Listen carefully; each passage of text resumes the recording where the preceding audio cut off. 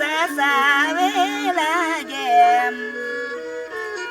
น้อมคำว่าผู้ฝ่าเสมมาเราแย้มมันเทมไทยเดี๋ยวมาเจอกันไหม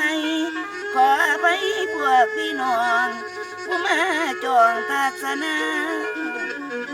ตาคุณเหนืออันเป็นฟ้ากลมกับฟ้าขมาเสียนถือความเพียรอยากเลี้ยนตามเป็นบอนงามอันน้ำดัวปากวดตัวออกมาสิมองเห็นหนุ่มสมสติ